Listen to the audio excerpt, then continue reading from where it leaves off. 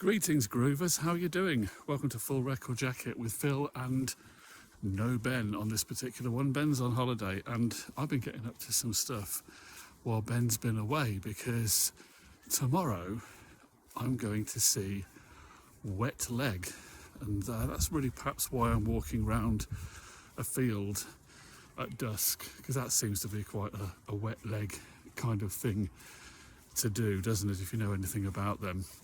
And if you don't know anything about them, let me give you a quick introduction. They're a band, a British band, a kind of, what would you call them, an indie pop guitar band from the Isle of Wight, which for those viewers who are not British, if you look at a map of Britain and look at the very bottom of England down there on the south, there's a biggish island, the biggest one on the map on the south coast, right in the middle there on the south coast of England. That is the Isle of Wight, spelt W-I-G-H-T. And I have to say, it doesn't necessarily have a history of creating many famous artists, although of course there is a music festival there that was first staged in, I think it was 1969, and The Who played there. Were The Who there in 1969 or was that later? Can't remember. Bob Dylan famously made something of a comeback there in the late 60s, and of course there was a set by Jimi Hendrix, which I think was one of the last performances by Hendrix. I think that was the Isle of Wight 1970. I don't know why I'm going off on a bit of a classic rock diversion, because I'm supposed to be talking about Wet Leg, but they first came onto the scene. I first became aware of them in 2022. I think they may have had a record out in 21, but correct me on that if I've got that wrong.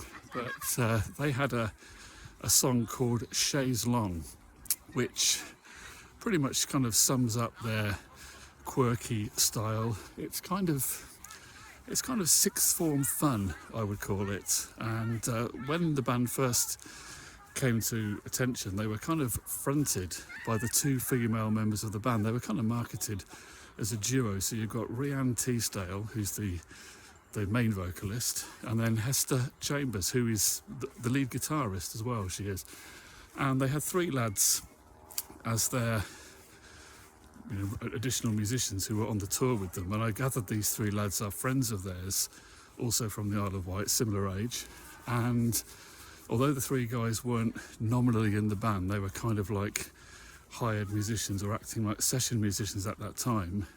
They were obviously all hanging out together and obviously all mates. And then in 2024, those three lads have been assimilated into the band. So they are a full five-piece now. I guess that's partly probably for financial reasons as much as anything else, because it's the same quintet as they have been for a few years. Many people might have seen them at Glastonbury 22, that was televised. They were on the Park stage and it went down very well. In fact, Emily Evis later said that she wished she put them on a bigger stage, although perhaps that might have been too much too soon. They've still got a kind of cult quality around them, although they are quite successful in the mainstream now, because they've just had a #1 album. I think their first album also went to #1 on the UK charts, and the new one that's called Moisturiser has just this week topped the charts, displacing one of the Oasis albums that was on the top of the charts. Can't remember which one it was, but there's been several Oasis albums, of course, at the moment high up the charts. So what are we to make of them? Because some music fans, when I look at forums, there's a lot of enthusiasm for them, and a lot of the enthusiasm is from people my age, and I have to say that everybody I know who likes the band are pretty much my kind of age. So that's kind of, just about the wrong side of 50, and in some cases maybe even more.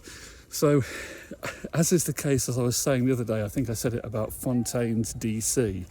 I don't know whether these bands are actually really, really cool, or whether they're just bands that we middle-aged people think are cool and think make us cool by liking them, and the kids are laughing at us, and there's some other much cooler bands that we all focus don't know about. But I'm joking partly, of course, because they do, of course, have as much of a young audience as an older one. But looking at some of Wet Leg's videos, it is interesting to see people commenting, saying they're in their 60s, in some cases in their 70s, and you know they haven't been excited about a new band for decades, and they've just fallen in love with Wet Leg. So that's kind of an interesting bit of a phenomenon in itself. So I'm going to be very interested to see this show. It's taking place in Coventry at the Empire, the HMV Empire, which is I think it's a former cinema, I think.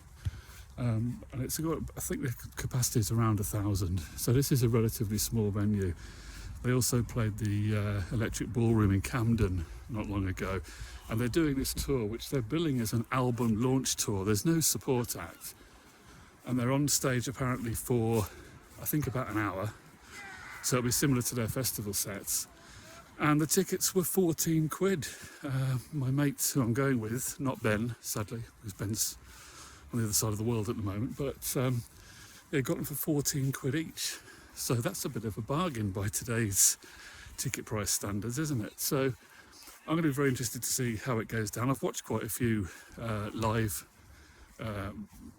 footage of Wet Leg, so I have an idea of what to expect. I'm expecting the call and response in chaise longue. I'm expecting to hear and participate in the longest and loudest scream in the song Your Mum, and no doubt we'll hear some of the new hits as well, CPR and Catch These Fists amongst others. So I will update you on Wet Leg as soon as I come out, if I survive.